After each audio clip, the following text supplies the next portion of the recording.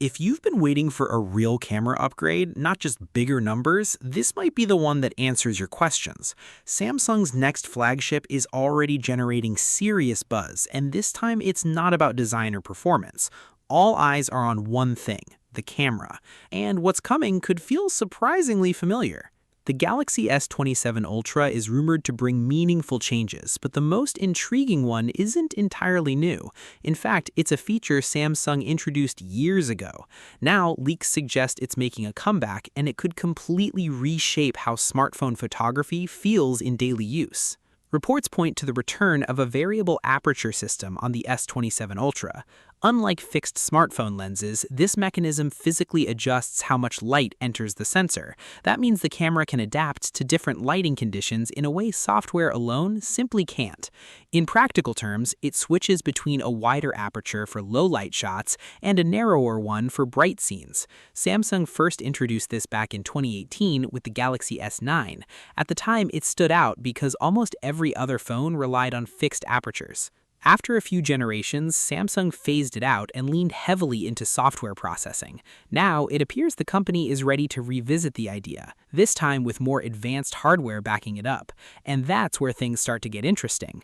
Leaks suggest the Galaxy S27 Ultra may feature a new 200-megapixel main sensor, but this isn't just about increasing resolution. The sensor itself is expected to be larger, allowing it to gather more light and capture finer detail in every frame. Pair a larger sensor with a variable aperture lens and the potential becomes clear. In low light, the lens can open wider to brighten images. In daylight, it can narrow to maintain sharpness and proper exposure. That flexibility delivers results software can't fully replicate. There's also talk of Samsung introducing Lific technology within this sensor. The goal is improved dynamic range, better balance between highlights and shadows. In scenes with strong sunlight or deep contrast, photos could appear more natural and detailed. Interestingly, not all rumors point to additions. One suggests Samsung may remove the 3x zoom camera from the Ultra model. That might sound surprising, but it could signal a stronger focus on refining the main sensor rather than adding more lenses. Samsung isn't alone in exploring variable aperture. Huawei has used similar technology in its flagships, and brands like Xiaomi, Sony, and Oppo have experimented as well. What makes this moment notable, though, is the timing. Recent reports indicate Apple could introduce variable aperture in the iPhone 18 Pro. If true, both companies may launch similar advanced camera systems around the same period. That raises an important question about strategy and competition. Is Samsung reviving this feature because it believes in its long-term value, or is it responding to market pressure?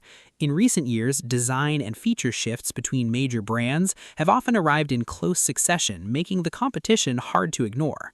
Regardless of the motive, bringing back variable aperture could be a smart move. Smartphone cameras have reached a stage where extra megapixels and additional lenses feel incremental. What users truly notice now is real-world performance in challenging lighting. Imagine clearer night shots with reduced noise and more natural tones, or outdoor photos that retain highlight detail without washing out.